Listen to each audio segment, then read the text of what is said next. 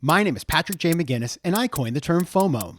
That's short for fear of missing out, and it's why some people end up following the crowd. But we're not like them. We're part of a new species that isn't afraid to do things differently. I call us FOMO Sapiens. And this is the show where you'll meet people like us, phenomenal FOMO Sapiens, to learn how they find the courage and the ideas to live exceptional lives.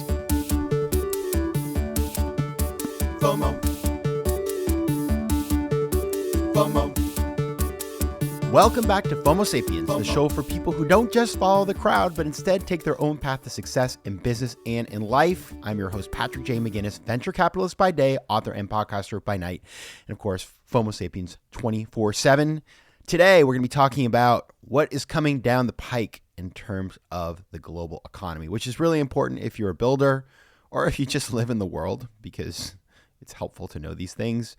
And we're going to do that through the frame of what happened during COVID, what changed, and where we're going from here. And my guest to unpack all of that for us is the renowned financial journalist, Felix Salmon, who has written this new book called The Phoenix Economy. And Felix is the chief financial correspondent for Axios and the host of the Slate Money podcast. Now, as you will see, Felix is English. He studied at the University of Glasgow and then moved to New York in 1997. He began blogging in the year 2000. Remember blogging? And took it up as a full-time profession in 2007, working for noted economist Nouriel Roubini. Now, he has moved on, of course, into the world of journalism and podcasting, and he's just a very thoughtful guy because he has an economist mindset, right? He brings that into everything he does. He's also a keen observer of what's going around in the world in which we live. And funny enough, I found out that he's my neighbor. We live like 3 blocks apart from each other. So that was really funny. Now, what we're going to be talking about today with him is what happened over the last couple of years. And specifically, here's what you're going to learn. You're going to learn about why risk was reapportioned, how we thought about risk changed, and how that affected how we lived our lives. We're going to be talking about and learning about this whole craziness in the stock market with all of these meme stocks and how people changed their thoughts about investing. And it's really interesting. We get into this conversation that I think is a really important lens to see the world about why people are sort of willing to take crazy risks in investments and throw their money into stuff that's highly speculative versus the old-fashioned way of just trying to make money over time. We'll be talking about that, and then we'll talk about the future. So that is the conversation. I think this is a kind of conversation where, listen, I think, I try to give you value every week. What I like about this conversation is that Felix, he's the kind of guy who you'll listen to this conversation and you'll be smarter in your day. You'll go to that, cocktail party, or you'll be in a conversation at the water cooler or whatever, and you're going to have some hot takes on the world that no one else has, and you're going to have a perspective that is fresh and unique to be a good conversationalist, which you always want to be as FOMO Sapiens. Now, my small ask of the week is merch. If you haven't checked out FOMOSapiens.com, the FOMO shop, it is very cool. I promise you, high quality only. I have a bunch of this stuff. I wear it around and I like it. So go check that out. It makes a really good gift or something cool to wear over the summer. I promise you. I just gave actually a hat to Anastasia Seabohm, who's been on the show before. She wore it out and about. She started texting me. People were stopping her to ask her about the hat. So the hat is a good conversation starter. Thanks, Anastasia. All right. And now on to the interview. As you know, I like to start every show with the same question. And the question is this: what's a formative decision you've had to make to get to where you are today? I would say December 2000. I was fired from my job as a journalist at a company called Bridge News down in the World Financial Center in New York. And I was on an H visa. And at the time, what that meant was that I was basically immediately out of status on that visa. I was basically an illegal immigrant as of the following day, because the only thing that allowed me to be in the country was my employment status with Bridge News. And I was very sad, and I thought this meant that I had to go back to the UK, which I didn't really want to do. But I kind of hustled, and I did a few things that I still to this day don't know how entirely legal it was, but I got on a plane back to the UK and got myself a brand new sort of quasi legitimate I visa as a foreign correspondent, which I wasn't even working for this company, but I was freelancing for them. And that kept me in the country, and that basically laid the groundwork for everything that came afterwards. Otherwise, I would have slunk back to the UK, which, as you know, voted to basically fall off the planet and drop into the North Sea in 2016, which ended up happening in 2020. And I would be a miserable wretch in England were it not for that quick, running around trying to find a visa solution. Yeah, it's the only story in England. It would be like Brexit is terrible, and I'd be the world's most boring journalist. All right. Well, thank God that didn't happen, and we have you here. And a lot of our listeners, I know, read your stuff and get your newsletters. And what we just realized with Felix here is we're neighbors. So, that's now I'm going to have to keep my eyes out when I walk around the neighborhood for you and wave to you. But the topic of the day is your new book, The Phoenix Economy, which I have read and which is so topical. And it's really talking about, I don't want to put words in your mouth because, it's hard for me to describe your book. But what I would say is what you are doing is you are giving us a lens through which to think about the last couple of years of the pandemic, to understand the trends, the lessons, the things that we may have noticed but didn't understand, or the things we may have entirely missed, and then use them as a lens to look into the future. Is that a fair characterization? Better than I could have put it myself. I need to keep you in my pocket for every interview I do from here on in. Oh boy, I imagine you're going to be doing good ones, so I'll be there for you. Now, the book is really about, though, and you have this term that you have coined. It's your FOMO, and it is the new not normal. And that really is the lens through which we see the world in your book. So let's just start right there. Talk about the new not normal. Define it, and then tell us about some of the themes of this age. So, with hindsight, and this wasn't entirely obvious at the time, that call it 70-year period from 1950 to 2020 was a period where things were pretty boring. There was relatively low volatility. You could predict things with a relatively high degree of certainty. You could make long-range plans based on where the world was going to be in 20 or 30 years' time, and you could have a relatively high degree of assurance that the world would be there or thereabouts. People keep on talking about how, the internet changed the world, but the internet didn't change the world nearly as much as, say, the Industrial Revolution did, or the Second World War did, or something like that. So what my thesis is that we are not in that predictable world anymore, that we are entering a world of much more unpredictability. We just had the first major global pandemic in a century. It will not be the last in a century. There will be more. We had Russia invading Ukraine. We had a bunch of weird, unexpected things are going to wind up happening that haven't even happened yet, but all manner of weird things are already happening. Like, for instance, a bunch of companies raised a bunch of money in the wake of the lockdowns because of zero interest rate policies and government liquidity and stuff. And what that created was a huge amount of money going into Silicon Valley, and that money going into Silicon Valley Bank. And weirdly, all of the money going into Silicon Valley Bank wound up making that bank very fragile and causing it to fail. That was not something that anyone predicted. It wasn't really predictable. It was unexpected. It came out of left field. There was a lot of Sturm und Drang happening around the time of it.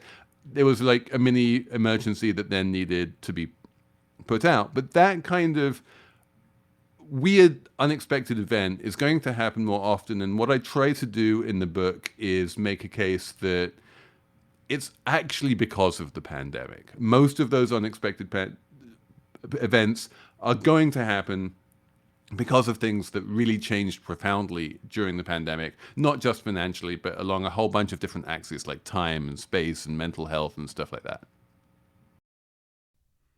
Yeah, I think it's really fascinating I mean, the example of Silicon Valley Bank is a great one where it threw me back to 2008 when I was working at AIG at the time. Whoops. And I remember when I know Bear Stearns failed and then it's like they cleaned it up and you're just like, well, okay, moving on to the next. You don't know. There's all this stuff happening under the surface that some people may see because they're a hedge fund manager and their positions are crazy and they're going to have to sell off all these bonds. There's all these repercussions. And it seems like, we are now 3 years out and we're only starting to get a look at these things. Like I've been reading lately about all these shootings that people go to the wrong house in the United States and they get shot. And you sort of like, well, why is that? Well, all these people bought guns during the pandemic. So there's all these things that happen that we kind of noticed or didn't because we were all in altered states. And now we're starting to see years later the repercussions of these things. The word I kept in the back of my head while I was writing this book was febrile, which means feverish. It also has a broader meaning of just being sort of tense and on edge. And the main symptom of COVID was like running a fever, right? But on a much more metaphorical level, that fever infected a lot of people. And we saw it in both positive and negative ways. Like, for instance, in the summer of 2020, there was this huge resurgence of Black Lives Matter, which had started many years previously to that, I think in 2014. But it was only in 2020 that Black Lives Matter really got buy-in from white Americans across the country. And for the first time ever, a majority of white Americans said, yes, systemic racism is a problem. We need to do something about it. And there were these marches and everyone was in very heightened state. If you remember back then. And then just a few months after that, there was this big backlash, and suddenly all of those people who thought that systemic racism had existed they became like anti-woke and said that it didn't. And that kind of massive, swing back and forth, I think, is entirely expected now in the new not normal. FOMO. Now, you have a term that you use in the book, which I feel a little sad to tell this to everybody, but it's a safe space for me. I had to Google it, and then I was like, okay, epistemology, I get it, right? But I forgot what that meant too. But you talk about this notion of an epistemic crisis, which I would sort of think about as that we were in a kind of a post-knowledge phase where everything was at your fingertips and you could Google anything. And so like nobody remembered. It's like, what's the capital of Kentucky? Well, I don't know. It's Frankfurt, by the way, but people would just Google it. And then we got into this weird time where there was so much uncertainty and so much misinformation, disinformation, misunderstanding that we actually felt like we didn't know anything. And you call this an epistemic crisis. Talk about that and how that drove our society. This was deeply profound, and I think is kind of the most important thing that happened during the pandemic, beyond the millions of people who died. Not to say that wasn't important at all, it was, but the way that most people lived through the pandemic was not being sick. Right? This is one of the things that really struck me, is that when we think back to the plagues of centuries ago, we think of like buboes and, stenches and dying people everywhere. But the fact is, even in the middle of a plague, most people are healthy most of the time. And the question is then what happens to you? And what happened to us was that for the first time in our lives, for many of us, we were in this world where we just didn't know shit. Or, even worse, in a world where we thought that we knew shit, and that shit that we thought that we knew was not the case. So you'll remember when everyone thought that COVID was a fomite, it was a germ that lived on surfaces, and we were busy scrubbing everything all the time and, disinfecting our groceries and that kind of thing. That was a thing that we thought was true, and then we needed to jettison that thought and realize that it was not true, and then create a new world, a new belief system where it works a different way. And so what we wound up doing was basically recreating the way that humanity has built up knowledge over the centuries, which is we have a thesis, we think it's true, we work on the assumption that it's true, we get evidence that it's not true, we jettison that thesis and adopt a new one. And it's a very scientific method, but some people are better than that at others. And what you generally found was that most people at some point stopped trying to stay on top of, new facts. And they just alighted upon a worldview that they thought was good enough, and they stuck with it. And in a lot of those cases, that worldview was just false. And I think one of the main lessons of my book is that unless you are willing to change your mind much more frequently than you ever needed to in the past, it's going to be really difficult to live in this new post-pandemic world. How does that play out, for a decision maker? Like, you're the CEO of a company. And it's funny, the other day I was talking to somebody who manages the endowment for one of the largest endowments in the country for a university, and sitting around with a bunch of these money managers talking about the fact that in a 4% interest rate environment, I think, or 4.5%, whatever we are today, they just don't know if it's going to go up or it's going to go down or stay the same. And they have no idea how to invest anymore. And basically there's a lot of risk for them. And what you're kind of saying is, yeah, that's right. And by the way, you have no idea where things are going. And in the past, well, it might have been slightly more predictable. Now, who really knows? And so as we think about, folks who are listening who are trying to decide what to do with their business or where to go to school or all these things in our lives, like what can we do, if anything, to make better decisions in this kind of environment? The slogan, which I think is a useful one, is strong opinions weakly held. If you're the CEO of any company, you can't just dither, right? You can't say, I don't know, and create a big fuzzy gray zone and say, like, do something fuzzy in the gray zone. That's going to get you nowhere. That's going to achieve nothing. So you need to set a course. You need a strategic direction, and that strategic direction needs to be based on where you think the world is headed and how you think you can play a role in that future world. So that's as necessary as it has always been. But the big change is you need to be able to pivot. You need to be able to change your mind. You need to be able to say, wait, hang on a sec. That's not the case anymore. I'm going to tear up that strategy and build a new one. And you need to do that more frequently than ever before. And you need to be able to, lean into that. One of the things that's been fascinating to me has been watching a bunch of the crypto true believers basically holding on to their pre-crypto winter beliefs about where crypto was headed and saying, this is just no more than a flesh wound. We'll get through this. It's like, no, this is a profound change to the entire financial and regulatory structure within which you're working. You're going to have to embrace that and build a new strategy based around this new world that we are now in. And the people who don't do that are going to fail, because there is no company that is going to find itself in a world that is it looks exactly like the one that it predicted.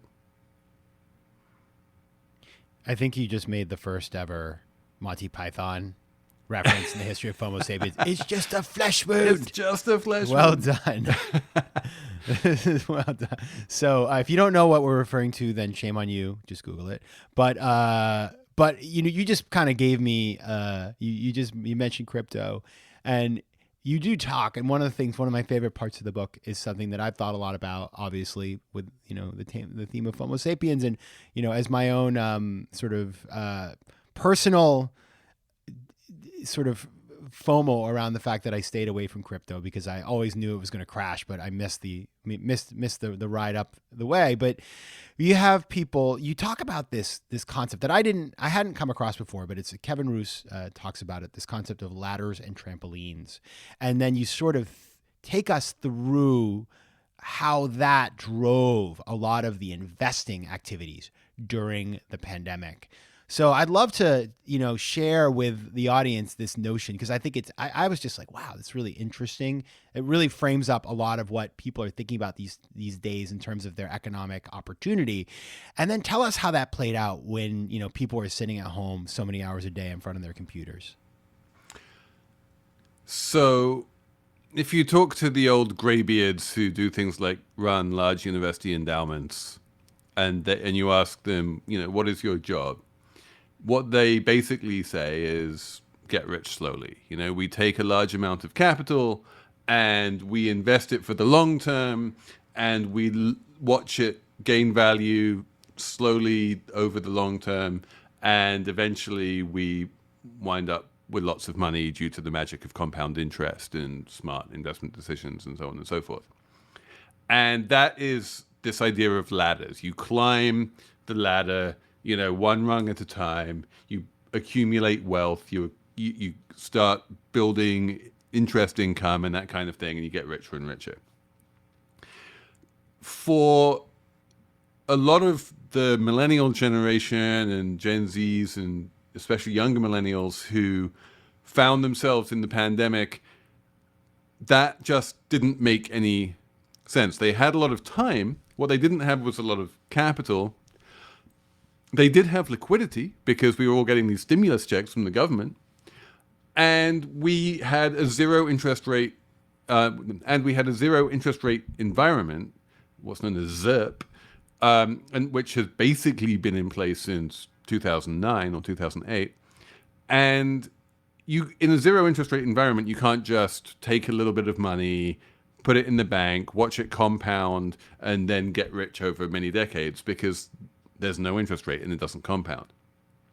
So instead, what happened is this idea of trampolines, which is basically get rich quick. Like, I am never going to get rich slowly. Getting rich slowly doesn't work. I don't have the initial capital I need to get rich slowly. I don't have access to the kind of interest rates that you need to compound to get rich slowly. I need to get rich quick. If I'm going to get rich quick, I'm going to do that by trading sneakers. I'm going to do that by buying Dogecoin. I'm going to do that by setting up an NFT drop. I'm going to make this happen. And I know that what I'm doing is risky. And I know it's probably not going to work. But I'm going to have a community with me on Reddit or Discord or wherever I live.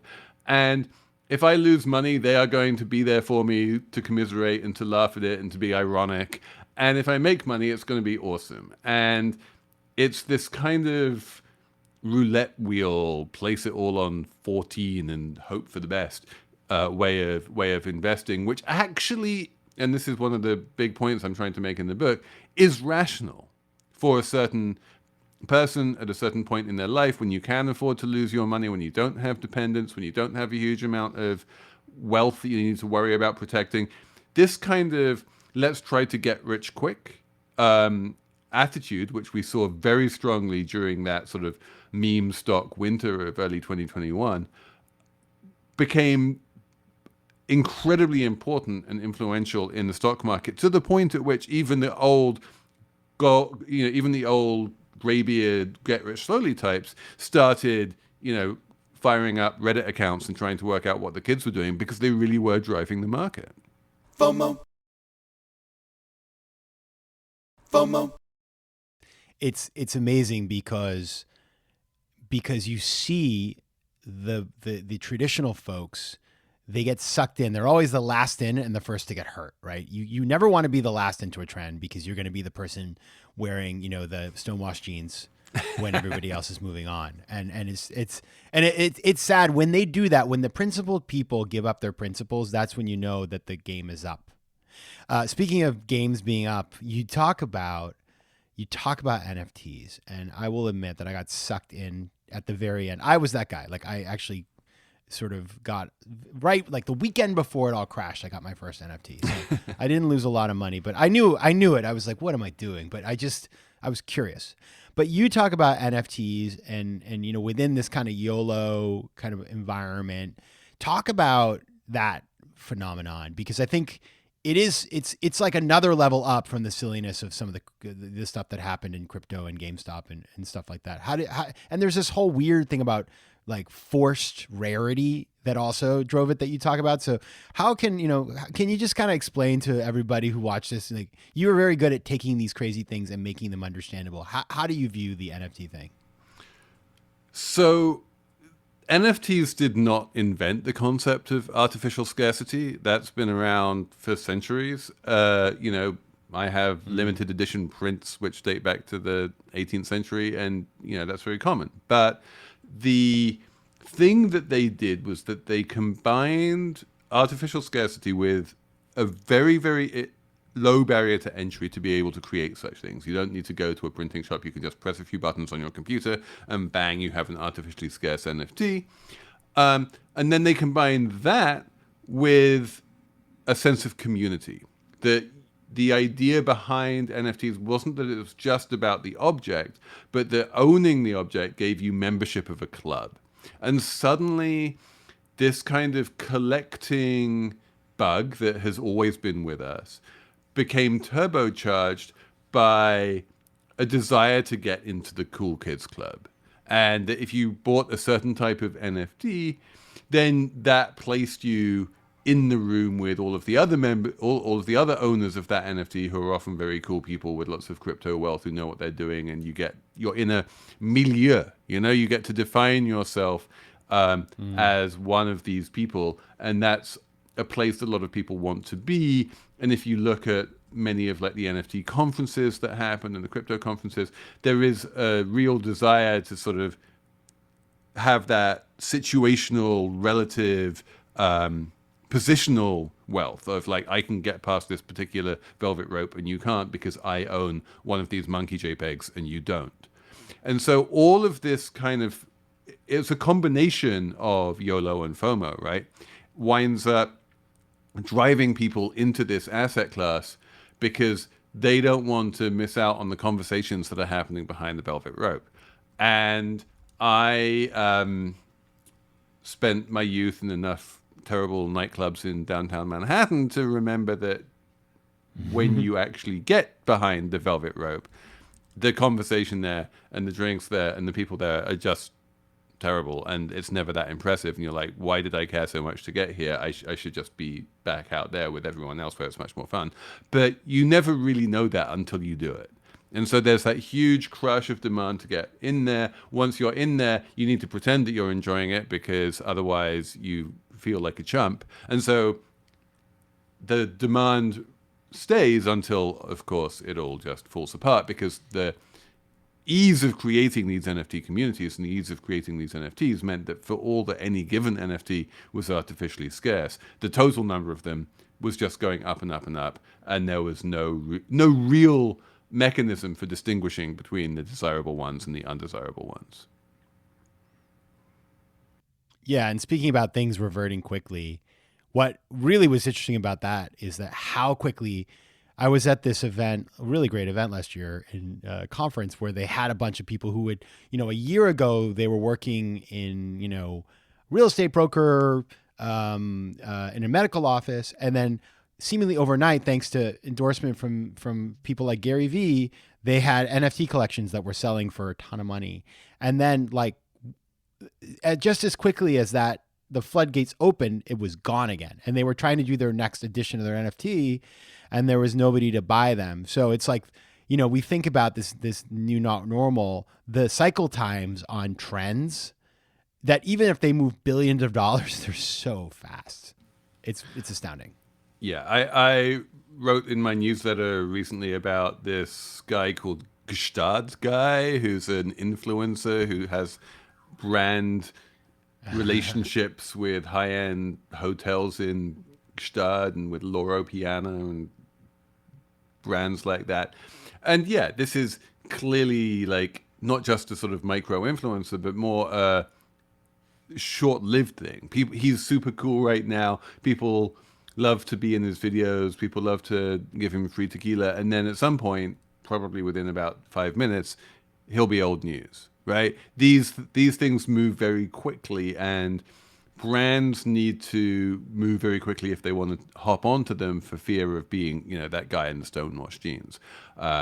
If you're Gary Vee and you can, create an entire trend by sheer force of personality and you have millions of followers, then maybe you can just make that thing happen. But for most of us who are trying to sort of jump onto a trend before it really gets big, and then ideally maybe cash out some profits before it crashes, that's the same problem of market timing that stock market investors have always had. And market timing is the one skill that I think, according to the literature, basically no one has. You can't do it. It's not possible.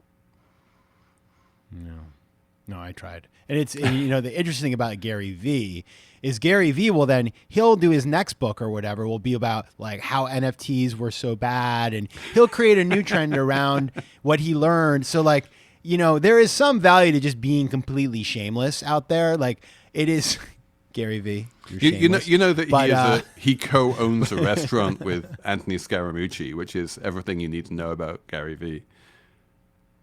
Wow. Wow. Let's go. All right, Felix, one last question for you, which is, we're not going to say the name because we're not giving them publicity. One last thing for you, which is, given everything you learned writing this book, and, one of your superpowers I learned as I read is that you take these trends and you make them understandable, and then you give us a pathway to think about what they mean. So for folks listening to this who are just saying, okay, great, so wow, here we are in this new not normal, what do you think is the number one superpower people need to power through and be successful in this new world? Nimbleness, I would say. And what I call in the book epistemic humility. Not just a willingness to admit that you were wrong and you need to change your mind, but an eagerness to do that. One of the things that I think has equipped me very well to see this is that for most of my career, I was a blogger. And this is a huge advantage if you're a blogger, is the ability to say, oh, I was completely wrong about that. And that is the posts that you like writing the most, because it's where you learn stuff. If you're a more classical journalist and you come out and say, I was completely wrong about that, that's highly embarrassing, and then you probably get fired because they're like, why did you write something that was wrong?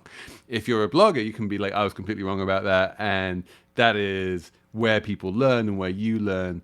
And the more that you can try and keep your priors loosely held, and be willing to drop them when new information comes along, the more you're going to be able to understand where we're at. All right. The book is called The Phoenix Economy, Work, Life, and Money in the New Not Normal. Now, if you want to find out more about Felix, you can head over to felixsalmon.com. It's spelled like the fish, Salmon. You can also find him at Felix Salmon at Instagram, Twitter, and of course, like everybody else, he's on LinkedIn. All right. Felix Salmon, thank you so much for being here. A pleasure. FOMO Sapiens is recorded in New York City.